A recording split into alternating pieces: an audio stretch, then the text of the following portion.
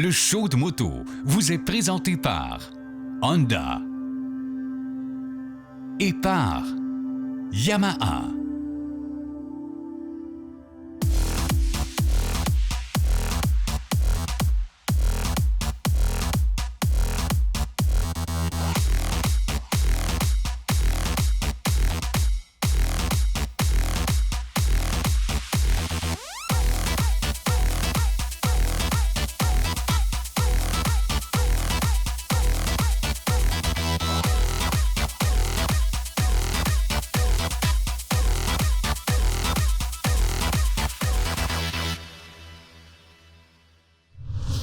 Bonjour tout le monde, ici Éric Ménard, bienvenue au show de moto. Cette semaine, ça va vous paraître un peu bizarre comme émission parce que vous allez voir des gens qui se mélangent, qui se parlent quand même assez de près, sans masque, qui échangent sur toutes sortes de sujets autour de la moto, qui se promènent par milliers autour de centaines de motos. C'est le Salon de la moto de Québec auquel nous avons assisté en février dernier. Et le Salon de la moto de Québec ou de Montréal, c'est toujours d'abord et avant tout l'occasion de retrouver de vieilles connaissances, des bons chums du milieu de la moto et surtout d'en découvrir encore plus sur ce qui s'en vient dans la nouvelle saison en frais de moto et activités motocyclistes. Voici ce que ça a donné.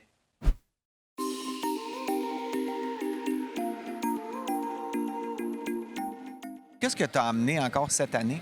Oui, on a vraiment essayé à chaque année de faire quelque chose de nouveau pour évoluer, changer, amener plus d'attractions, plus d'expérience. C'est vraiment ça. On veut créer une expérience pour les visiteurs. Il y a de plus en plus de femmes dans la moto, on le dit à chaque année, mais c'est vrai qu'à chaque année, on en voit encore plus. Est-ce qu'il y avait une petite saveur aussi que tu voulais ajouter à ce sujet-là? Oui, alors à chaque année depuis quelques années, quand j'ai arrivé au salon, plus ou moins, on a décidé de créer une soirée dédiée pour les femmes. C'est toujours le vendredi soir. Puis l'idée, c'est d'encourager puis de célébrer les femmes qui font de la moto. Puis toutes les grandes marques, bien sûr, une année superbe de nouveautés, nouveaux modèles à travers toutes les catégories. Comme tu le sais, une année assez spéciale, je dirais.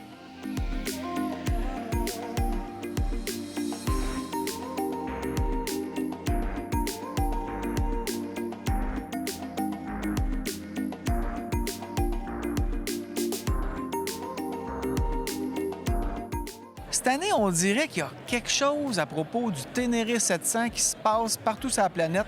Le monde l'attend avec impatience. Pourquoi? Bien, pour faire une histoire courte un peu, Yamaha, dans les années 70, a été vraiment le premier fabricant qui a introduit un modèle sport-aventure.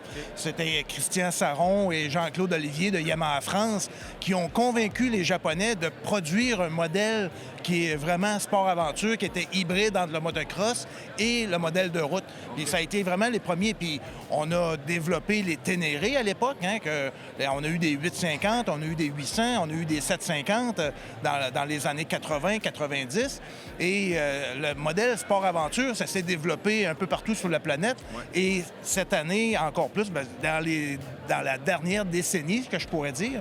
Et c'est pour ça que il y avait, avec le Super Ténéré 1200 qu'on a introduit en 2015... C'est quand même bien fait chez Yamaha. Très, très bien fait, mais c'est un modèle 1200cc, un peu plus haut en termes de hauteur, qui fait que ça a été peut-être un peu intimidant pour certains motocyclistes. Et ils attendaient quelque chose aussi un peu plus léger.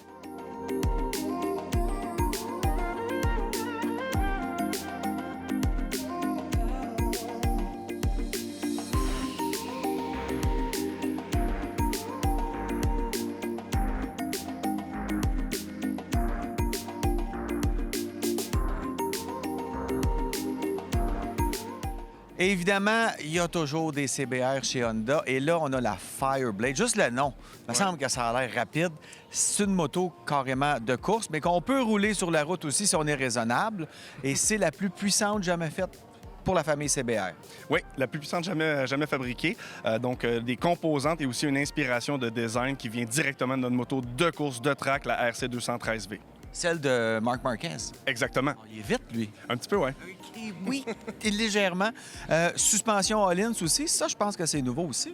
Oui, tout nouveau pour la CBR 1000. Donc, suspension all-in, on a aussi tout le système de freinage Brembo, les commandes Brembo. Donc, vraiment là, des standards de course, mais un peu arrangés pour la route. Ah, j'ai hâte de rouler ça.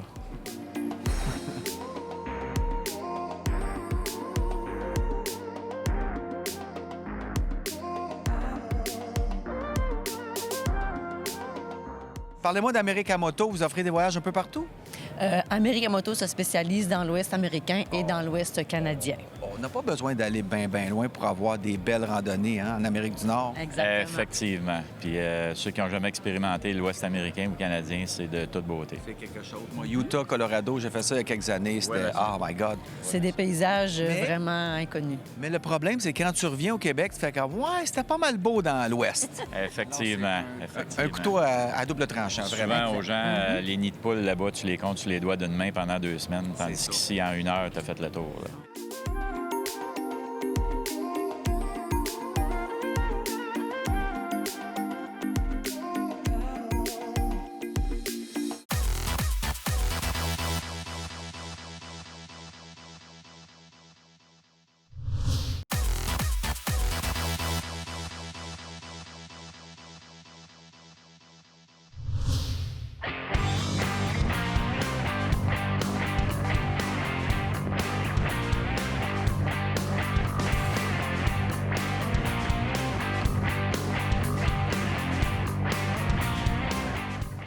Les clients le demandaient depuis longtemps. Depuis 2010 que l'ART existe chez BRP.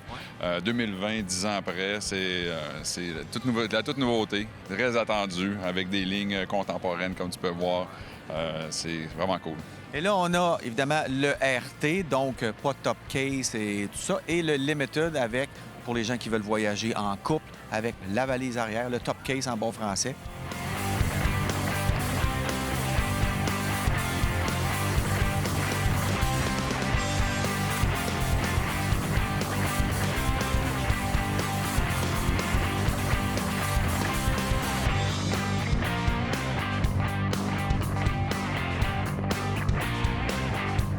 Ça fait combien de temps que tu fais ça? La formation avancée, officiellement, Moto Précision a vu le jour en 2011. J'enseigne la formation depuis 1997 à différents motocyclistes dans les associations, entre autres. Qu'est-ce que tu as vu comme évolution chez les motocyclistes? Depuis quelques années, on remarque l'intérêt pour la sécurité. Ouais. On voit des vestes gonflables. On va voir aussi l'intérêt pour des formations annuelles. Les gens s'informent un petit peu plus. Là. Au lieu d'avoir plutôt l'intérêt de la conduite à être bad boy, les délinquants de la conduite, les gens réalisent un petit peu plus en s'informant qu'on paye des plaques en fonction de ce qu'on coûte. Ouais. Donc, ça devient intéressant de se former, une éducation qui se fait là-dessus. Puis là, tout d'un coup, il y a de l'engouement pour la formation avancée, puis avoir plus de plaisir à se promener avec notre moto.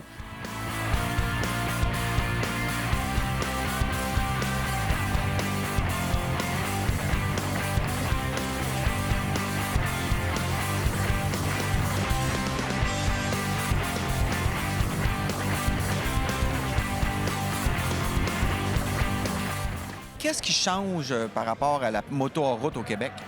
OK. Bien, qu'est-ce qui change? C'est qu'il y a beaucoup de gens qui viennent nous voir, qui font de la route et qui veulent sortir des sentiers, aller dans les sentiers, en fait. Là. Donc, beaucoup de questions sur... On a vu les routes du Québec, on veut voir maintenant les sentiers, qu'est-ce qu'on peut explorer.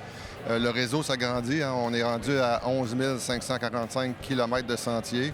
47 lubes quad qui acceptent les motos sur leurs sentiers. Donc, et c'est pas terminé, là, ça... D'année en année, le réseau s'agrandit, donc il y a ça.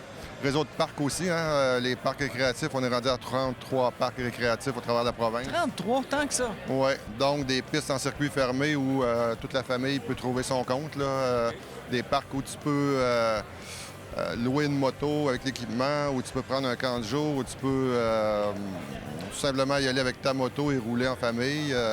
En tant que rider en route, merci pour ton travail, c'est bien apprécié. Merci, Eric.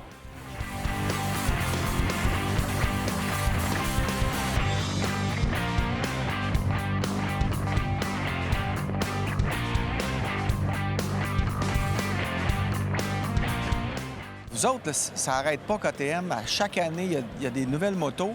On a vu la 790 Adventure R. Là, on a la 390 qui sort. Ben oui, une nouvelle arrivée. À qui ça s'adresse, ça? Bien, ça s'adresse à un marché d'une petite cylindrée. Donc, on aime beaucoup développer. Je reviens un peu à ton point. On innove beaucoup et c'est super important d'innover justement pour garder une clientèle qui est très captive. Donc, il y a 2 segments qui sont en croissance. On a le segment d'aventure et on a aussi le segment de la petite cylindrée. Exactement. Donc, KTM a vraiment fait un 2 pour 1. Donc, en sortant dans le segment aventure, une petite cylindrée pour justement qui s'adresse aux clients qui débutent dans le sport ou les gens qui ont des grosses cylindrées ou qui veulent des motos un peu plus petites, plus maniables, qui vont pouvoir aller s'amuser soit sur la route ou soit en mode off-road.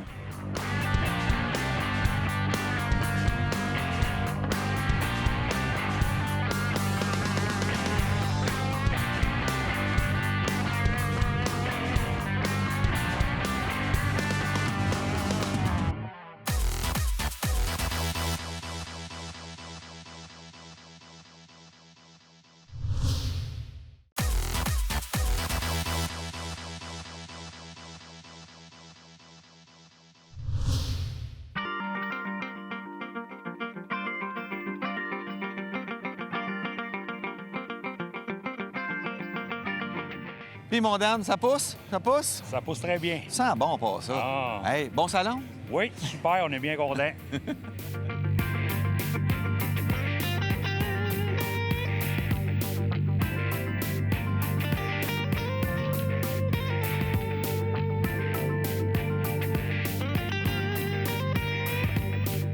On a une aimant dans le milieu du stand aujourd'hui. C'est la nouvelle Street Fighter qui est arrivée. Donc, c'est une version dénudée de la V4 qui est sortie l'année dernière, la V4S qu'on a ici en ce moment. C'est une moto naked qui remplace l'ancienne Street Fighter. Vitement, là, on parle de 208 chevaux avec énormément d'assistance électronique. Ça prend ça. Ça prend ça de toute façon. Tout ce qu'on a sur la V4 anciennement, celle de l'année dernière. Donc, toute l'assistance électronique de course ou de piste, on a tout ça là-dessus dans un package dénudé. Donc, c'est une machine extrême. Et malgré l'électronique, moi, je ne considère pas ça une machine de débutant, mais c'est une machine qui va avoir énormément de feeling pour les connaisseurs.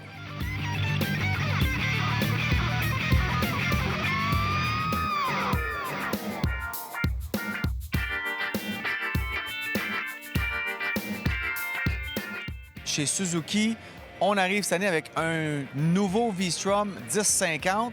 Le V-Strom, c'est un modèle populaire depuis toujours chez Suzuki. Pourquoi le revamper? Pourquoi le retoucher encore? Bien, comme tu dis, ça fait plusieurs années qu'on produit le V-Strom. On est arrivé où ce qu'on avait besoin d'amener peut-être des technologies un petit peu plus récentes, l'amener revampé avec des accessoires aussi, puis des features que le monde... On écoute nos gens, puis le monde, il fait des suggestions, puis souvent, c'est avec ces suggestions-là qu'on va faire, mettons, un changement dans le modèle. Et c'est là, aujourd'hui, avec le 1050, on voit ces changements-là.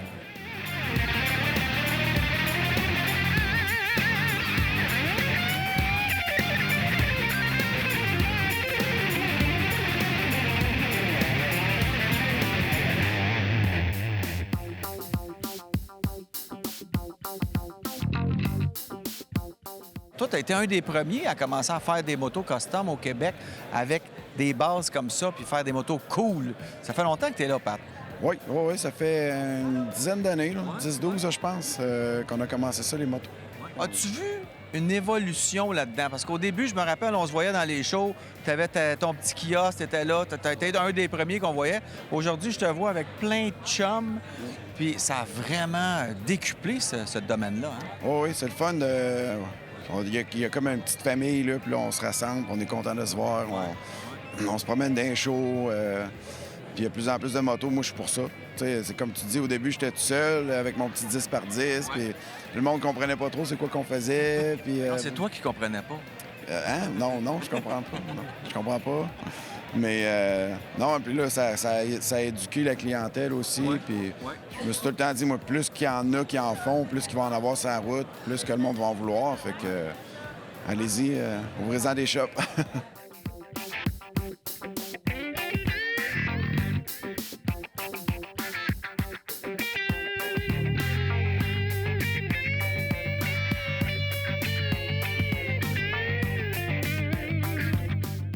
belle clientèle québécoise qui va te voir. Et là, tu as même des guides, 2 Québécoises qui travaillent avec toi. C'était pour attirer plus le monde ou c'est parce que tu as des atomes crochus? C'est un peu tout ça. C'est parce que je trouvais que c'était différenciant d'abord. 2 femmes d'abord. C'est rare qu'on voit ça. C'est le fun. Isabelle et Caroline, c'est des bonnes rideuses. C'est des filles qui ont parcouru les États-Unis, qui ont été aussi en Australie, donc qui ont une bonne expérience moto. Et puis qui savent à la fois s'adapter au milieu masculin et aussi au milieu féminin.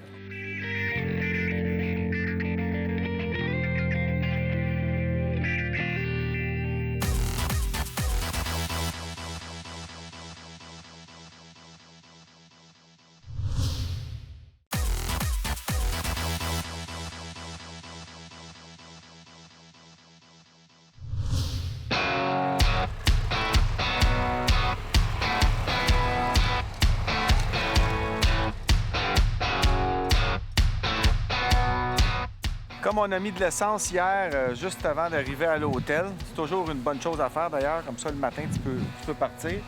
On va mettre notre kilométrage du jour à 0 parce que c'est quand même pas une grosse autonomie là, sur le CRF 450L. On parle de 125 km d'autonomie.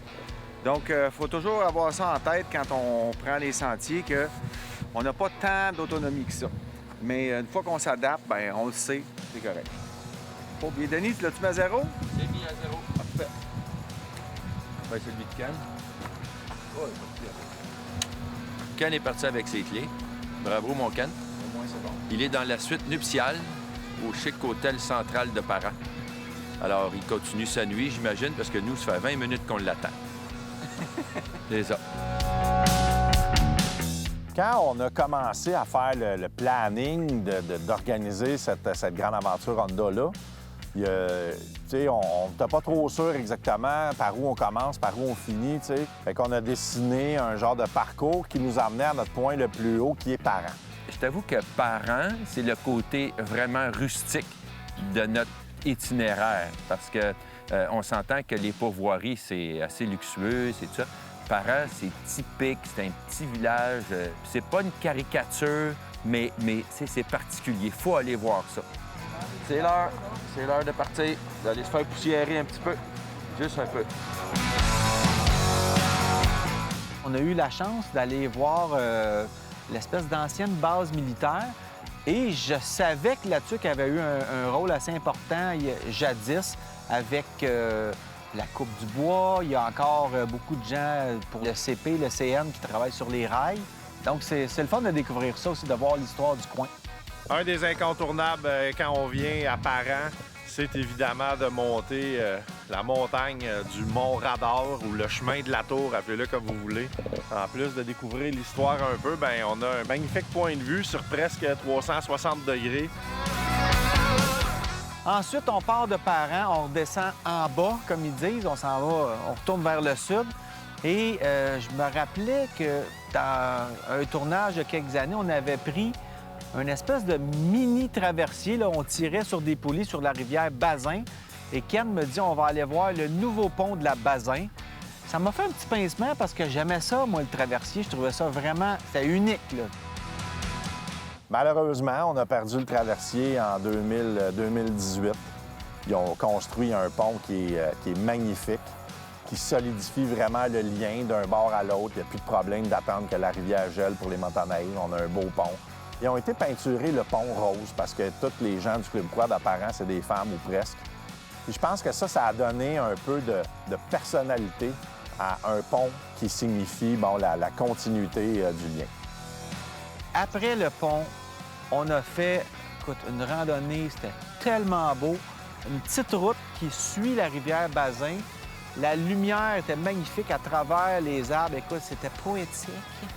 Puis après ça, on est arrivé à Pourvoirie Fer à cheval. On est arrivé un petit peu en retard, comme à tous les jours, parce qu'on commence à shooter et on trippe. Ken connaît tout le monde à Pourvoirie. Ça fait des années qu'il fait le tour en quad et en motoneige. Il arrive ici, tout le monde le connaît. C'est Benoît. Ben, je ne le connais pas. Tous les cuisiniers sont contents de le voir. Partir de Parent, ça signifie en même temps le retour vers le Rabasca qui était la fin de notre randonnée. Le Rabasca, pour moi, ça signifie les vacances. Donc, tout au long de la journée, j'étais capable de me dire, OK, on descend, on s'en va, puis on s'approche de... Moi, j'appelle ça mon petit coin de paradis. On s'approche d'ici, on s'en vient chez nous, on s'en vient à la maison. Puis en même temps, j'avais hâte de pouvoir faire profiter les gars d'un autre bel endroit qui est au milieu de nulle part, qui est un endroit magnifique. On est arrivé au Rabasca Lodge et on rencontre Martin Gamache, copropriétaire ici. Martin, tu es aussi motocycliste en plus? Oui, bien pour moi, c'est une nouvelle passion. C'est sûr qu'après avoir fait de la motoneige, après avoir touché à tout ce qui est motorisé, je pense que c'était un incontournable que je me rende à la moto. Puis aussi, c'est l'âge, je pense. T'sais, à un moment donné, t'es jeune, tu sais que tu seras pas trop responsable. Fait que là, avec l'âge, je pense que je pouvais me permettre ça. Là, tu es à la moto et tu me disais avant l'entrevue que tu vois de plus en plus de motocyclistes venir faire un tour ici aussi. Oui, bien, c'est un peu pour ça que je pense qu'on prend une tangente aussi moto. On avait l'impression que la moto hors route, c'était réservé à une clientèle qui fait le désert du Sahara puis tout ça. Mais là, moi, j'en vois de plus en plus, puis ça piquait ma curiosité. Fait que je viens jaser avec les gens à l'extérieur. Je leur demande d'où ils viennent. Je m'aperçois que les grands centres sont une clientèle pour nous autres, Ottawa, Montréal, tout ça. Fait que finalement, c'est des gens à la quête d'aventure nature, entre parenthèses, dans un milieu contrôlé. Et puis là, d'opter pour une moto-aventure ou une moto hors route où tu traînes tes bagages, bien, je pense que ça fait partie de nos rêves de petits gars, d'aller dans le bois avec un GPS, de s'en aller un peu à l'aventure. Puis l'aventure, c'est une aventure douce, on s'entend. Il y en a pour des calibres experts, mais si tu veux juste te déplacer puis d'apprivoiser, de rouler sur un gravier, bien, on a ça ici, là, sans problème. Fait que les gens peuvent tranquillement se développer avec leur sport dans nos secteurs ici.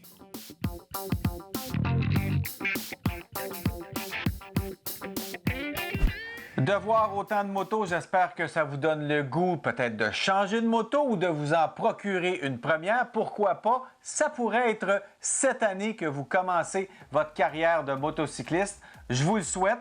Et en attendant, je vous dis à la semaine prochaine où on vous présentera notre 13e et dernière émission de la saison 2020.